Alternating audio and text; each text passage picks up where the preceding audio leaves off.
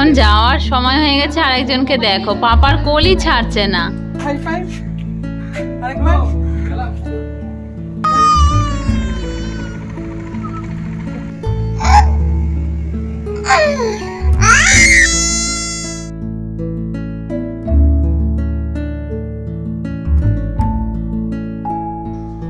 ব্যাস সকাল সকাল চলে আসলো বাজার। লিচু লিচু এসে গেছে পাপা, এবছর প্রথম লিচু খাবি।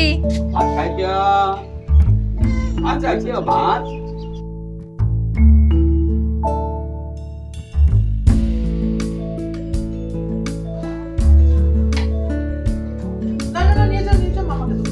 কি এনেছো পাপা? আমি আমার কর্নফ্লেক্স নিয়ে এসেছি। কর্নফ্লেক্স নিয়ে এসেছো? লে বাবা লে, দাও তুমি খাও খাও করবে, দাও।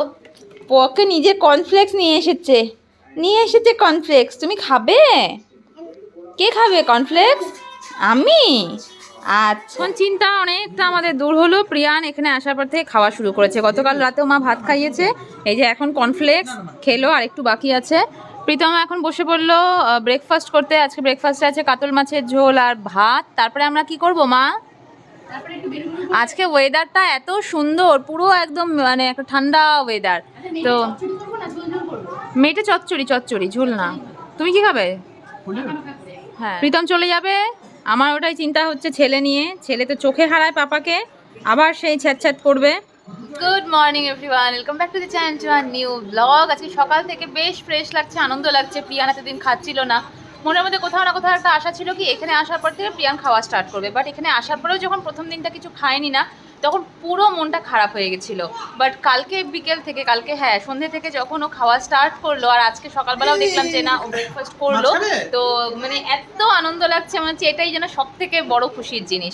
তার সাথে সাথে যেটা খারাপ লাগছে সেটা হচ্ছে হলো এই বেলাটাই প্রীতম আছে, পরের বেলা থেকে আর থাকবে না। আর কতদিনের জন্য দিও না কি এই যে প্রীতমের এইসব জিনিসগুলোর জন্যই হয়। ওখানে এক তো রাত্রেবেলা আমডাল খাওয়ানো হয়েছিল, তারপর থেকে এটা শুরু হয়েছে। পরে জানলাম যে আমডালটা খাওয়ানো ঠিক হয়নি। আর প্রীতম যা পায় মুখের সামনে সেটাই ছেলের মুখে করবে। তো যাই হোক, বলে বলে বলে বলেও আর এটা শোধাতে পারছি না। কালকে শুনতেও তাই বললো যে ব্লগে তো দেখি যে যা কিছু হচ্ছে সব ওর মুখে দেওয়া হচ্ছে। ওদের তো এখনো লিভারের ওপর অতটা প্রেশার দেওয়া উচিত না, না? কিন্তু প্রীতম ছেলের মানে একটু চিৎকার করলেই সেই ইচ্ছেটা পূরণ করতে লাগবে। তো এই জিনিসটা খুব খারাপ। যাই হোক, এই যে নাতির জন্য সকাল সকাল এই যে 4 পিস টাটকা কাতল মাছের পিস নিয়ে এসেছে বাবা। এটা ভাজা হচ্ছে পকোর জন্য। আর এখানে বসে গেছে রান্না। প্রীতম মেটে খেতে ভীষণ ভালোবাসে, তো এই যে মাটনের মেটে, আজকে হবে মেটে চচ্চড়ি। সকাল সকাল বাজারে গিয়েই বাবা ফোন করেছে যে, কারণ কি আমরা ঘুমোচ্ছিলাম, আর প্রত্যেকবারই বাজার যখন যায় তখন জিজ্ঞেসই করে প্রীতমকে যে কী খাবে। তা আজকে যেহেতু ঘুমিয়েছিল আর ওকে জিজ্ঞেস করতে পারেনি, আমাকে জিজ্ঞেস করেছে যে ও কী খাবে, পনির খাবে না মাটন খাবে। কারণ কালকে যেহেতু এত স্পাইসি খাওয়া দাওয়া হয়েছে, তা আমি আর প্রীতমকে জিজ্ঞাসা করিনি, কারণ আমি জানি ওখানে মেটে পাওয়া যায় না 1 নাম্বার। তারপরে এটা বেশি ভালোবাসে, কারণ পনির টনির তো আমরা যে কোনো জায়গাতেই পাই। তাই বলেছি যে মেটেটাই আনো। তো এই জন্য এখন মেটে চচ্চড়ি হচ্ছে। আমি বলেছি আর কিচ্ছু করবে না, কারণ কালকের থেকে পেট একদম পুরো ঢাই ঢাই করছে। তো আর আজকে ট্রাভেল করবে, তার মধ্যে হালকাটাই খাবো। আর মেটে চচ্চড়ি থাকলে আর কিছু লাগেও না ভাতের সঙ্গে। দাদারও হয়ে গেল, আমরা 3 জন খেলাম ভাত কাতল মাছ দিয়ে। আর বাবা খাবে ছাতু। এই যে বাবা ছাতুটা খাও আগে। আর মা খাবে শেক। তোকে কি নিয়ে আসছে সকাল থেকে গিয়ে গিয়ে? বাবা কি কালো করে আছে আকাশ। কালো, তুমি ওইদিকে দেখো, ভীষণ ধারে বৃষ্টি নামবে। পকলে কি এনেছে, কি এনেছে? পাপা খালি পচে পচে জিনিস দেয়। এটা খালি খোলা যাবে না, এটা ওপর থেকেই দেখতে হবে। বোঝা যাবে না, ফটোতে বোঝা যাবে না। বাবা পুরো কালো করে আছে, না বেরোনো যাবে না। এই পকলের জন্য প্রথম বছরের প্রথম লিচু এনেছে, এটা বিহারের লিচু। খাওয়াবে? দেখো বিচি যেন না ঢুকে যায় গলায়। না খেলে হবে? হ্যাঁ, আর বৈশাখ জ্যৈষ্ঠ মাসে তো এগুলো আম লিচু কাঁঠাল, এগুলোই জাম। কাঁঠাল তো খাই না। সব প্রথম লিচু, বিহারের লিচু। দেখে নিও পোকা আছে নাকি। ও মা লিচু খাচ্ছে, কেমন লেগেছে বাবা? আদরে শেষ, পকে আদরে শেষ, ফিনিশ আদরে। আমিও একটা খাই লিচু, সবাই খাচ্ছে এদিকে, আমি খাবো না তাই হয়? লিচু লিচু, বাবা বসে যাচ্ছে আরেকজন লিচু খেতে গিয়ে। এত ভালো খেয়েছে দেখো। কালকে ডিনার করার পর যে পান দুটো নেওয়া হয়েছিল সেটা ব্যাগের মধ্যেই রয়ে গেছে। আর বের করা হয়নি, কারোরই মনে নেই। মা আমাকে রাত 1টার সময় মেসেজ করে বলছে পানটা বের কর, শুয়ে পড়েছি আর তখন বের হয়। এই যে এখন একটা খোলো, একটা তুমি আর আমি খাই, বা একটা তুমি আর ইয়ে খাও, দাদা খাও, আমি একটা প্রীতম আর আমি খাই। প্রিয়ান ঘুমোচ্ছে, মা আছে পকর কাছে, বাইরে বৃষ্টিটাও কমেছে। প্রীতম বলছে যাওয়ার আগে আর একটু ফ্রেশ হাওয়া খেয়ে আসি। এই যে সুন্দর ওয়েদার, এখন আমি আর প্রীতম বেরোচ্ছি, যাই, টাটা। আগে আগে বাইরে এসে স্কুটি নিয়ে মানে ওয়েট করতে থাকে কখন ঘুরতে যাবে। বৃষ্টি হচ্ছে কিন্তু এই যে মোবাইলটাকে ঢুকিয়েছে 1 ফোঁটা 2 ফোঁটা, তাও ঘুরতে যাবে।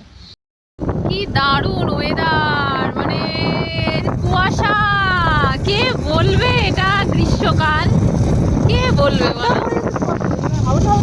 তাই না? ঠান্ডা লাগছে পুরো একদম, কি দারুণ, কি দারুণ। কতদিন পর আবার এই যে ডাবের দোকানে এসেছি, ডাবের শ্বাস খেতে, ডাবের জল না, ডাবের শ্বাস খেতে। কি মিষ্টি না, দারুণ মিষ্টি। যাওয়ার আগে প্রীতম বললো আরেকবার একটু চা বাগানের হাওয়াটা খেয়ে যাই, এই জন্য ওকে একবার চা বাগানও ঘুরিয়ে নিলাম, তাই না বাবু? এটা হচ্ছে রিফ্রেশমেন্ট, এবারে গিয়ে দিল্লির সেই প্যাচ প্যাচে গরম। এই যে বাড়িতে জাস্ট ঢুকলাম, এসে এখন প্রীতম খেতে বসে পড়লো, আমরাও বসবো খেতে। এই হচ্ছে মেটে চচ্চড়ি। কেমন লাগছে মেটে চচ্চড়ি? অনেকদিন পর খেলে না? মানে এখন পর্যন্ত যতগুলো হয়েছে তার মধ্যে বেস্ট, মানে লামা হোটেল সহ সব মিলে। মা প্রীতম বললো লামা হোটেল সহ এখন পর্যন্ত যত আইটেম খেলো তার মধ্যে মেটে চচ্চড়ি ইজ দ্য বেস্ট। হ্যাঁ, যেমন মেটে চচ্চড়ি তেমন পোলাও, মাংসটা এখনো খাইনি, দেখে তো মেটে চচ্চড়ির ব্যাপারই আলাদা। সবশেষে পাতে পড়লো ওই যে কাঁচা আমের চাটনি মার হাতে। ও আচার, এটা আমার চাটনি মনে হচ্ছে একদম পুরো জেলির মতন আচার কাঁচা আমের। ওফ, এখন যাওয়ার সময় হয়ে গেছে। আরেকজনকে দেখো, পাপার কোলই ছাড়ছে না। পাপা পকে, ইস লজ্জায় দেখো না, আমার হচ্ছে পাপার ঘাড়ের মধ্যে একদম। কিলে যতক্ষণ না যাই ওরকম করি। এই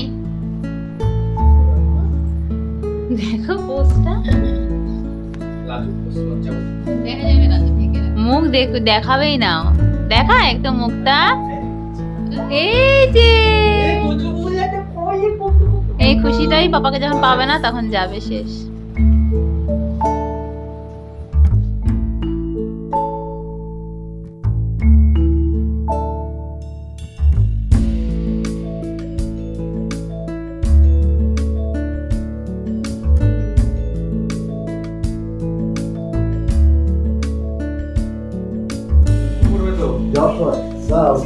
প্রিয়ান খাচ্ছে, ওকে ঘুরতে নিয়ে যাবে, এই জন্য খুব খুশি।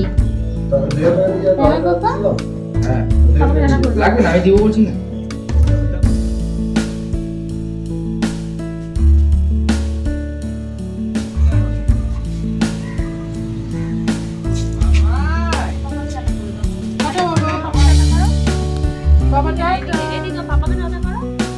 দাদাকে টাটা করে যাচ্ছে ওদিকে।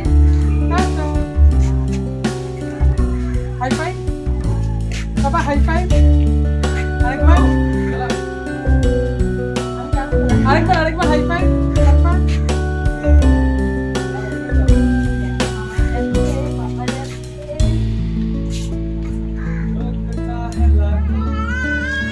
এইবারে বুঝতে পারলাম বাবা বসবে।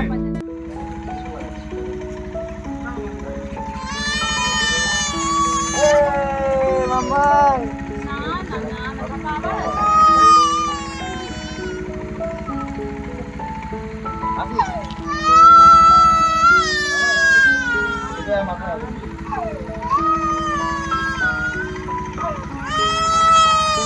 গেলাম।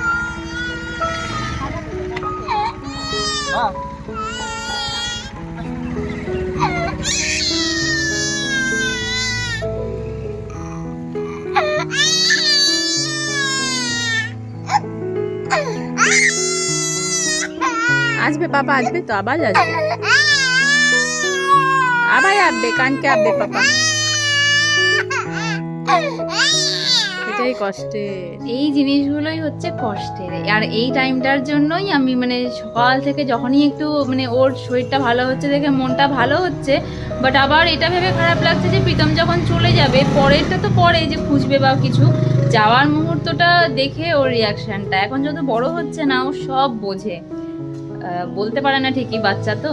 আর এই যে এখন টানা 1 মাস ধরে প্রীতমকে দেখবে না না খুঁজবে, তাতে আরও ভেতর ভেতর ফোপাবে। আর বারবার ওর সাথে এই জিনিসটাই হচ্ছে। ছোটোর থেকে যখন ও একটু বোঝা শুরু করেছে তখনই বারবার প্রীতমের সাথে একটা ডিস্টেন্স বা বাবা মার সাথে একটা লং ডিস্টেন্স চলে আসছে। ও একভাবে সেট হয়ে যায়, তারপরে আবার গিয়ে একটা চেঞ্জ হয়, আবার একভাবে সেট হয়ে যায়, আবার গিয়ে একটা চেঞ্জ হয়। তো প্রীতম আজকে বলছিল তাই যে ঘুমিয়ে আছে, ও ঘুমিয়ে থাকতে থাকতে বেরিয়ে যাব, ওকে সামনে আনবে না। বাট ওই যে ঘুম থেকে উঠেও গেল, আর যাওয়ার মুহূর্তে দেখাবো না, এটাও কেমন লাগে। আর এটা যেহেতু এখন একটা পার্ট অফ লাইফ আমাদের, এরকমই চলতে থাকবে, তো ওকেও এটার সাথে আমাদের ওই অভ্যেসটা করাতেই হবে। আস্তে আস্তে বড় হবে তো বুঝতে শিখবে যে এই জিনিসগুলো নর্মাল। এই যে দূরে এখানটাতে মাঠের মধ্যে নিয়ে গেলে পরে অনেকটা হালকা হয়ে যায়। কত চেষ্টা চলছে এখানে খাওয়ানোর, কিন্তু কিছুতেই বাবু খাচ্ছে না। খাও, রসুন খাবে, ও রসুন খাবে, ভাতও খাবে না, রসুন খাবে। প্রিয়ানকে নিয়ে আমি আর বাবা যাচ্ছি এখন একটু ডাক্তার দেখাতে। আজকে আবারও বিকেল থেকে দেখছি কিছু খেতে চাচ্ছে না, তো ভাবলাম আমার ডাক্তারটা দেখিয়েই নিই। ডাক্তার দেখানো হয়ে গেল, সমস্তটাই বললাম। তো প্রথম থেকে দিল্লি থেকে নিয়ে শুরু করে এখানে আসা পর্যন্ত খাওয়া দাওয়াটা 1 নম্বর তো আছেই, তার সাথে সাথে যেটা শুরু হয়েছে সেটা হলো দিল্লিতে এই যে গরমে ও ঘুমোতে পারেনি, রাত জেগেছে। সেই রাত জাগার জন্য ওর একটা ইনডাইজেশন হয়েই চলেছে, যেটা আর কি রিকভারি হয়নি, কারণ মেডিসিন পড়েনি। তখন একটা মেডিসিন দিয়ে দিল, দেখা যাক। মেডিসিনে কালকের মধ্যে তো বললো যে ওর খিদে পাবে, কারণ পেটের মধ্যে যেই বদহজমগুলো হচ্ছিল সেটার থেকেই এই খাওয়াটা বন্ধ হয়ে গেছে।